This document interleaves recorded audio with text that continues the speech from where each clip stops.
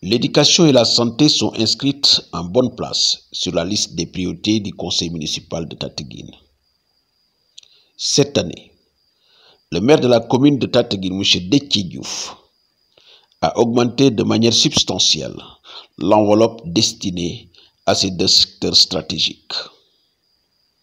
En effet, 12 millions de francs CFA ont été mobilisés pour l'achat de fournitures scolaires et de médicaments, soit 7 millions de francs CFA pour l'éducation et 5 millions de francs CFA pour la santé. Dans une démarche inclusive, le maire de la commune de Tataguine a convié tous les acteurs des deux secteurs le temps d'une journée autour d'échanges fructueux qui ont permis de mieux cerner toutes les questions relatives à ces deux secteurs. Nous avons une grande satisfaction aujourd'hui de remettre au niveau des postes de santé, au niveau des écoles, les fonds de dotation de l'année 2019. Ça a été pour nous un très grand plaisir parce que ça a été une tribune d'échange entre les différents secteurs. On en a profité pour faire une audience publique, écouter d'abord le directeur d'école. Ils nous ont un peu relaté l'ensemble des préoccupations qu'ils ont. Et à partir de là, maintenant, on va tenter progressivement de trouver des solutions. Pareil aussi pour la santé, on en a profité pour les écouter et écouter toutes leurs préoccupations. C'est ainsi qu'on va incessamment s'atteler aux différentes doléances qui ont été évoquées. Et on en a profité aussi pour souhaiter vraiment une bonne année scolaire, mais aussi remercier infiniment les personnes de santé qui sont en train de faire un excellent travail au niveau de la communauté Tataguine. Mais en somme, le problème d'ambulance a été une des questions les plus sensibles. Parce qu'au niveau de la commune de Tataguine, on n'a qu'une seule ambulance qui a été dotée par la Croix-Rouge. Et à nos jours, la zone étant accidentogène, il nous faut forcément 2 à 3 ambulances pour un peu soulager les personnels de santé par rapport à l'ensemble des évacuations qui sont évoquées, mais aussi pendant les accidents. Souvent, ils ont de sérieux problèmes pour pouvoir maintenant prendre en charge correctement les malades ou bien les blessés. L'éducation aussi, on en a discuté, on connaîtra peut-être pour cette année quelques abris. Et ça c'est tout à fait normal parce que l'école grandit, il faut forcément qu'il y ait des abris. Maintenant, le problème des murs de clôture a été évoqué, mais aussi le personnel, surtout le personnel, parce que si les écoles connaissent des doubles flux, bien ce qu'on appelle les classes spéciales, forcément les étudiants ne vont pas suivre.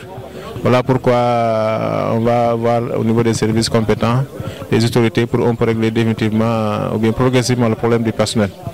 Maintenant, il y a d'autres questions qui sont soulevées, mais dans l'ensemble, c'est une bonne chose parce qu'il faut que les problèmes soient posés pour qu'on puisse maintenant ensemble trouver des solutions à ces problèmes-là. Donc c'était une journée remplie en présence des chefs du village, de l'autorité étatique qui est le sous-préfet, les CDS, mais aussi les CGE. Et tous les... Voilà, et nous remercions de vive voix le maire et toute son équipe.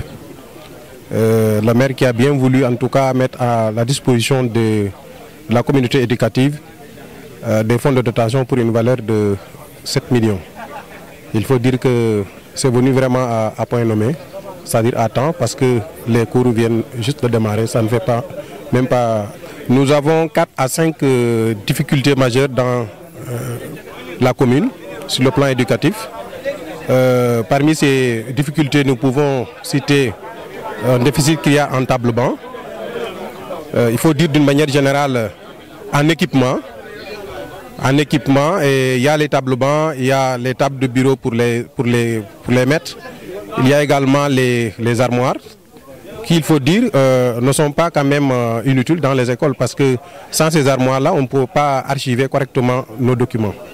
Il faut ajouter à cela également comme difficulté, il y a l'insécurité dans les écoles, parce que tout simplement sur les 28, nous avons moins de 10 écoles qui sont aujourd'hui clôturées. C'est dire que les clôtures restent quand même un besoin pour la globalité en tout cas des écoles. À côté de ces difficultés, il y a également les classes spéciales. Des classes spéciales qui résultent du déficit d'enseignants. Donc le déficit de personnel en tout cas est une difficulté majeure, est un problème majeur et nous tendons la main pour que cela soit réglé parce que quand il n'y a pas assez d'enseignants, il faut dire que la qualité d'enseignement-apprentissage sera secouée. En tout cas, nous faisons ce plaidoyer là pour qu'on ait assez de personnel dans nos écoles. Et à côté, maintenant, il y a naturellement les abris provisoires, qu'il faut reconnaître quand même le mérite du CODEC qui a été soutenu par la mairie. L'année passée, on avait un seul abri provisoire et cette salle-là est aujourd'hui construite. Mais il faut dire que nous avons des écoles qui sont à cycle incomplet. Ça veut dire qu'au moins, pour une année, on aura encore des abris. C'est le cas que nous avons cette année, c'est pourquoi on a près de, en tout cas, d'une demi-dizaine d'abris provisoires, mais ça se comprend. Une chose qui est très importante, parce que ça va directement vers la population, parce que dans cette zone, on a constaté que la population est très diminuée. Donc cet appui-là vient à pied noé. Donc vraiment, c'est très important. Donc on remercie le maire de cet acte-là. Maintenant, on a sollicité une augmentation vraiment parce que cette zone-là c'est une zone qui est très large. Donc vraiment, nous sollicitons une augmentation très conséquente.